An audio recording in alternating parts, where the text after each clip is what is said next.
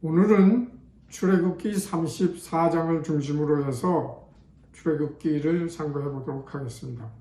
출애굽기의 내용은 모세가 이스라엘 민족을 애굽에서 구출해내서 궁극적으로는 천국에 비유된 가나안 땅으로 인도되며 하나님이 그들의 하나님 여호와인 줄을 알게 하는 것입니다.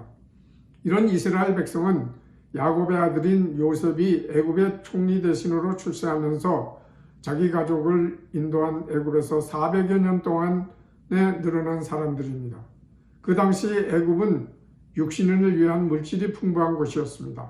그런 곳에서 많은 이스라엘 민족이 생기기는 했지만 그들의 대부분은 영적으로 구원받은 사람들이 아니었습니다. 그것을 증명하는 것이 이스라엘 백성을 애굽에서 탈출시키기 전에 여호와 하나님께서 10가지 재앙을 내리신 것인데, 이는 재앙의 내용물과 관련이 있는 여러 가지 잡신들로부터 벗어나라는 뜻이었습니다. 여호와 하나님께서는 장자를 죽이는 재앙을 통해서 애굽의 바로가 이스라엘 백성을 놓아줄 것을 이미 아시면서도 처음부터 장자를 죽이는 재앙으로 이스라엘 백성을 구하시지 않으시고 10가지 재앙까지 수행하셨을 뿐만 아니라 재앙들 중에 바로의 마음을 강팍하게 하신 것에서 이런 점을 알 수 있습니다.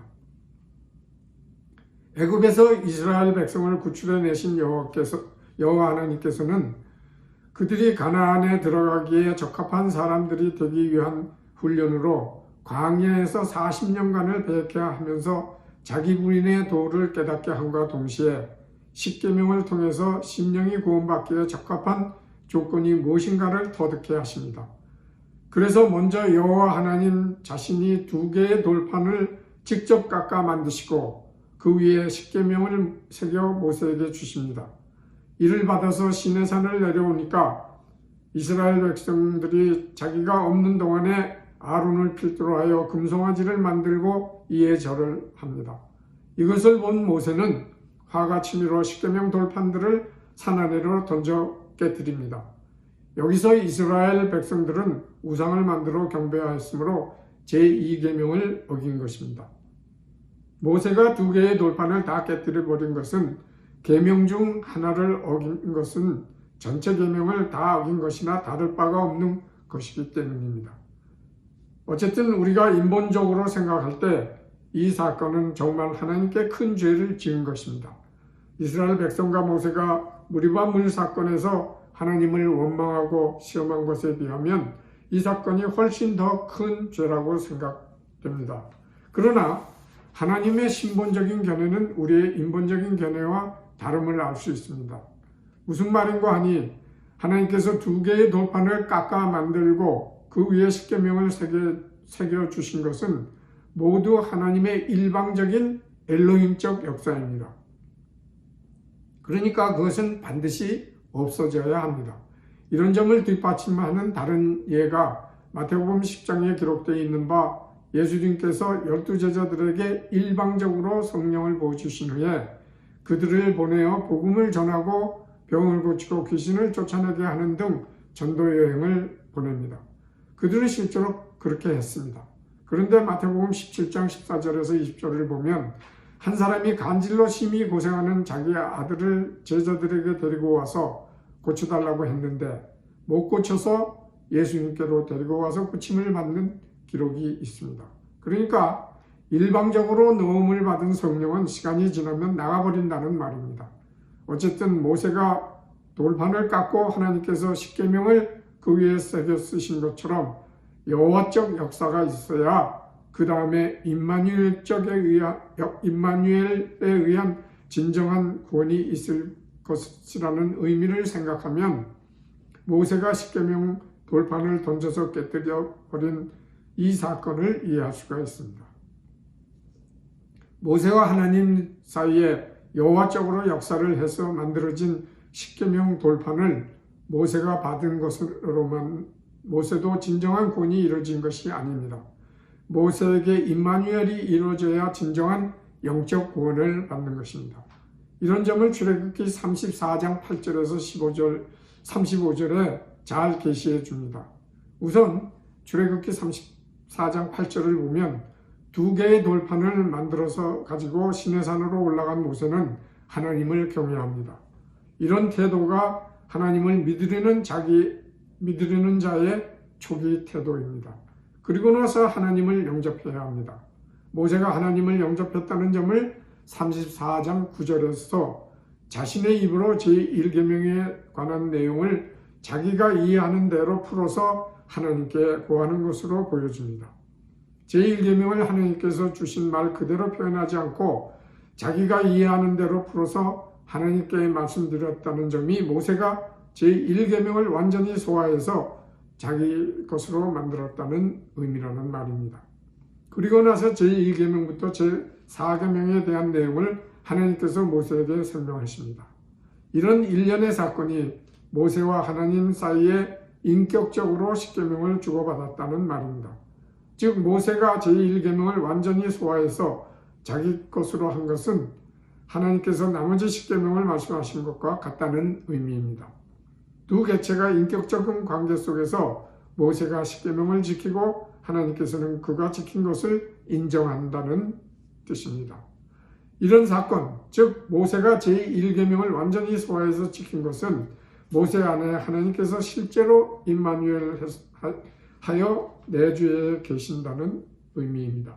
그래서 그렇게 내주에 계신 하나님의 형상을 보여줌으로써 모세가 10계명 전체를 다 지킴은 물론 하나님께서 실제로 모세 안에 내주에 계시다는 것을 증거한 것이 모세의 얼굴에서 광채가 나면서 변형된 모습을 보여주는 34장 29절에서 34절의 내용입니다.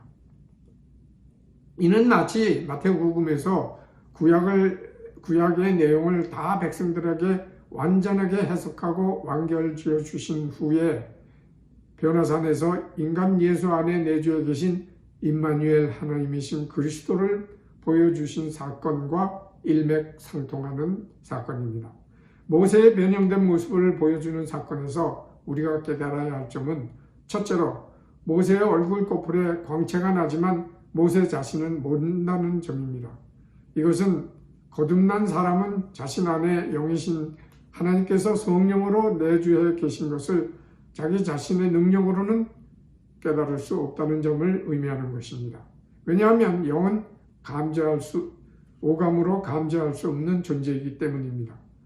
둘째로 아론과 온 이스라엘 자손이 모세의 얼굴 코뿔에 광채가 남을 보고 가까이 하기를 두려워했습니다. 이는 진정으로 거듭난 사람들을 그렇지 않은 사람이 두려워하는 것과 일맥상통하는 말입니다. 셋째로 그러나 모세가 하나님과 대면할 때는 수건을 벗었습니다. 이는 모세가 하나님을 이 시점에서 만난다는 것은 모세 안에 내주에 계신 하나님의 영이 하나님과 서로 대면하는 것이니까 수건으로 가릴 필요가 없다는 뜻입니다. 넷째로 오늘 본문에서 보여준 모세의 모습이 결국은 변화산 사건 때의 그리스도와 의미적으로 같은 존재라는 말입니다. 즉 오늘 본문에서 보여주는 모세의 모습을 통해서 하나님이여 구세주이신 그리스도를 가시적으로 비유적으로 계시한다는 말입니다. 구약은 예수 그리스도에 대해서 증거하는 약속임을 오늘 본문에서는 모세를 통해서 증거하는 것입니다. 물론 그리스도로 은유한 모세와 함께 육신의 예수를 은유한 아론을 함께 생각할 필요는 있습니다. 창세기에서는 아브라함과 이삭과 야곱을 통해서 이런 점을 계시하되 아브라함이 하나님을, 이삭이 그리스도를, 야곱이 육신의 예수를 은유한 것으로 보면 됩니다. 이상의 내용과 함께 여호와 하나님께서 주신 10계명은 사람의 심령과 하나님에 관련된 제1계명에서 4계명까지와 나머지 사람들과 관련된 6개의 계명으로 구성되어 있는데 하나님께서는 언제나 제1, 4계명에 대해서만 추가적인 설명을 하시면 우리는 성경을 통해서 알 수 있습니다. 앞에서 설명드린 대로 출애굽기 34장 8, 9절은 제1계명을 설명한 내용이고 10절에서 17절까지 18절에서 20절 및 21절에서 24절은 각각 제2계명에서부터 4계명을 암시적으로 설명한 내용입니다. 출애굽뿐만 아니라 신명기를 보아도 4장 9절에서 14절에서 제2계명을, 4장 15절부터 24절에서 제3계명을, 4장 32절에서 40절에서 제3계명과 4계명을 설명하십니다.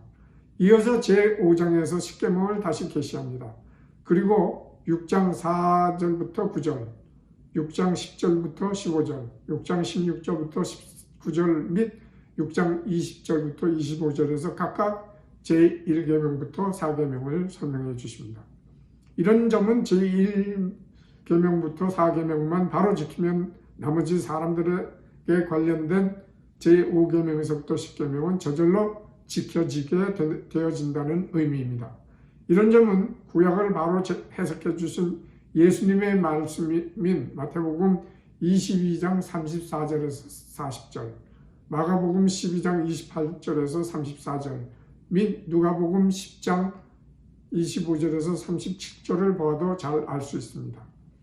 특히 제1계명에서 4계명 중에서 제1계명만 바로 지키면 나머지 계명들 모두를 잘 지켜지게 됩니다. 이를 잘 반영한 것이 모세를 통해서 보여준 출애굽기 34장 8, 9절 및 방금 언급한 복음서의 구절들과 마태복음 5장 21절에서 48절입니다. 그러니까 하나님을 심령에 영접하면 구원을 받는 것이고, 그러면 내주에 계신 성령의 능력으로 하나님과 관련된 계명이나 사람과 관련된 계명들을 모두 다 잘 지켜지게 되어진다는 말입니다. 다른 말로 하면 하나님을 심령에 영접하면 외적인 행위까지 하나님의 보시기에 좋게 되어진다는 말입니다. 아울러 요한복음 13장 34절과 13장 20절을 보면 하나님을 영접한 것이나 그리스도를 영접한 것이 같은 것임을 알 수 있습니다. 결국 구약과 신약은 같은 내용이 된다는 말입니다. 이상의 내용을 간접적으로 비유적으로 계시한 말씀이 성막과 제사에 관련된 기록입니다. 이 중에서 특히 성막에 대한 기록을 주시해야 합니다. 십계명을 여호와 하나님께서 모세에게 처음 주신다고 해서 모세는 시내산에 올라가서 40일 40야를 산에 있습니다. 이런 기록 후에, 즉 출애굽기 25장 1절부터 여호와께서 하나님께서 만드시고 친히 십계명을 쓰신 돌판 2개를 모세에게 주셨다는 기록과 안식일에 대한 기록이 있음을 봅니다. 여기서 우리가 잊지 말아야 할 중요한 점은 성막 및 성전은 하나님께서 계신 가시적인 비유라는 점입니다. 그리고 하나님의 임재를 가시적으로 비유한 것이 바로 십계명의 돌판입니다. 십계명은 하나님의 법이요 하나님의 말씀이요 하나님 자신으로 비유됩니다. 그런데 그리스도 예수는 손으로 짓지 아니한 성전이라고 요한복음 2장 21절은 계시합니다. 그러니까 성막과 성전은 그리스도 예수의 예표라는 말입니다. 따라서 제1계명을 바로 지켜서 심령이 구원받은 사람은 고린도전서 3장 16절 및 6장 19절에서 계시한 대로 성전된 몸에 성령이 내주에 계신 사람을 말하고, 그리스도 예수는 구원받은 사람의 모델이 된다는 말입니다. 그리고 이렇게 구원받은 사람들은 하나님과 함께 천국에서 영원히 안식할 것이라는 의미에서 안식일에 대한 기록이 이어지는 것입니다. 이런 점들을 알고 나면 왜 십계명 돌판을 여호와께서 모세에게 주시기 전에 성막과 이에 관련된 사항들 및 안식일에 대한 말씀을 기록하고 있는지 이해가 될 것입니다. 이런 점은 두 번째 돌판을 여호와께서 모세에게 주시고 나서 모세의 얼굴에서 광채가 난다는 기록 다음인 35장 1절부터 40장 39절까지를 보아도 알 수 있습니다.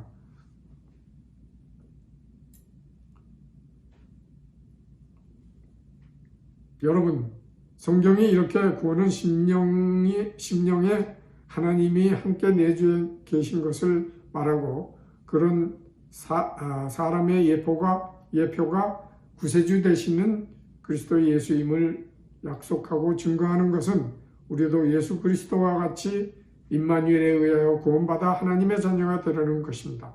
아무쪼록 우리는 이런 하나님의 뜻을 바로 깨달아 바른 믿음 위에 하나님의 자녀가 되는 권세를 얻어 이 세상을 승리로 살아가게 되고 육신이 죽어서는 천국에서 영원히 살게 되어지기를 간절히 소원합니다.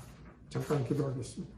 아버지 하나님 감사합니다. 오늘은 출애굽기에 기록된 모세에 관한 기록 중에서 34장에 있는 바 두 번째 돌판, 즉 모세가 돌판을 만들고 하나님께서 십계명을 그 위에 쓴 여호와적 역사 다음에 제1계명을 모세가 완전히 이해를 하고 터득해서 하나님께 고함으로써 자신이 임마누엘이 됐다는 것을 확실하게 보여주는 예수님의 변화상 사건 같은 사건을 통해서 우리에게 계시해 주신 것 감사합니다. 하나님 아버지, 정말 우리가 안에 성령이 계신지 안 계신지는 모른다 할지라도 우리도 이런 상태가 되어서 정말 이 세상을 승리의 삶으로 삶은 물론 하나님의 자녀로서 영원히 천국에 갈 수 있는 고난을 따고 이 세상에서 즐거움으로 살 수 있게 하나님께서 항상 이끌어 주시고 인도하여 주시옵소서. 예수님의 이름으로 기도했습니다. 아멘.